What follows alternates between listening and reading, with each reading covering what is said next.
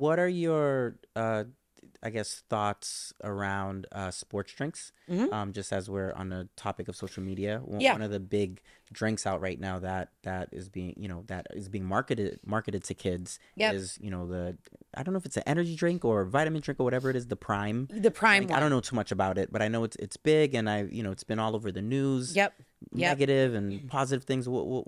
What should we kind of know about Yep. that, and the Yep. Red Bulls of the Yep. world and the Yep. Monsters of the world? Yep. So I'll start with like, yes. So sports drink, I think, is a broad category, right? Mm-hmm. So we'll speak some of those specifics. So things like, the OGs, right? The Gatorade, the Powerade.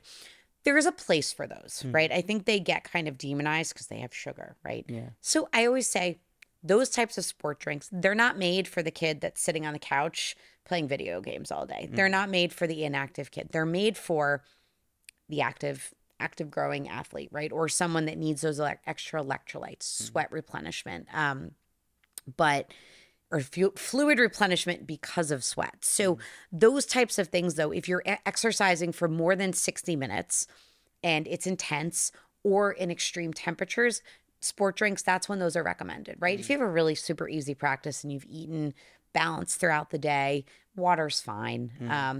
But if you are, and again, those more longer practices, more intense situations, those are the ones that you're going to that it could be beneficial to take Mm-hmm. in a sport drink. Mm-hmm. Okay.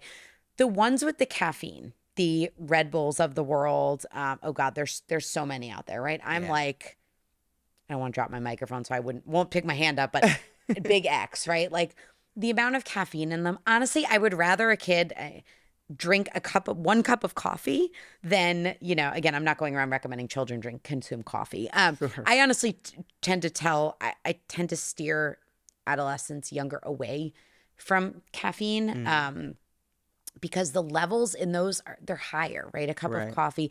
I mean, honestly, I can't even say now that a cup of coffee only has like 90 milligrams of caffeine, because if you go to Starbucks or you go, some of these coffee places, Starbucks coffee can be extremely high, up to, I think the blonde roast has, I want to say a grande has about, don't quote me on this again, but around 300 milligrams of caffeine in it. So it's like pretty high. Right.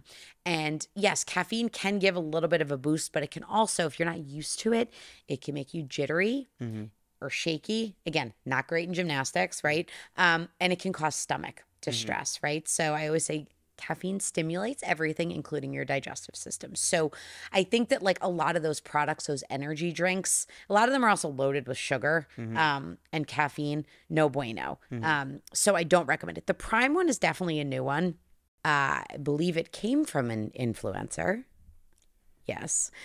So there are a few different products of that on the market, but speaking generally about them, it's one of those products. I'm pretty anti like products that have the artificial like sugar. Like, so it has no sugar in it, right? Or 10 grams of sugar. But a lot of times those sugar additives or the fake sugar additives can have a negative impact on the digestive system. Mm-hmm. I'm more of the school of thought, if you want something that's a little bit sweet, just have the sugar, Mm-hmm. right? Like, again, if you're consuming 10 cans of Coca-Cola a day, like, yeah, we should probably have a conversation about that, right? Mm-hmm. But I would say the same thing if you were like, oh, but I'm having 10 cans of Diet Coke a day.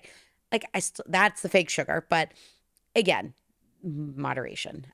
But with the Prime drinks, the electrolyte, it's an incomplete profile of electrolytes. It's only containing about half of them. So it's not doing the job of like what a Gatorade or like a Powerade would do, or other sport drinks. So you're lacking that.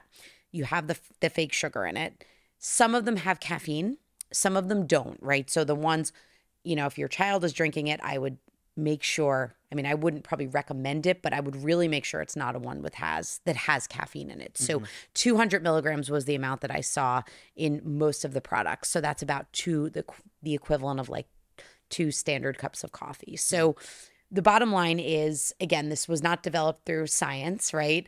This was developed Sure. by an influencer. It's shiny, it's pretty, it's popular, but I wouldn't recommend running out to get it for your kids.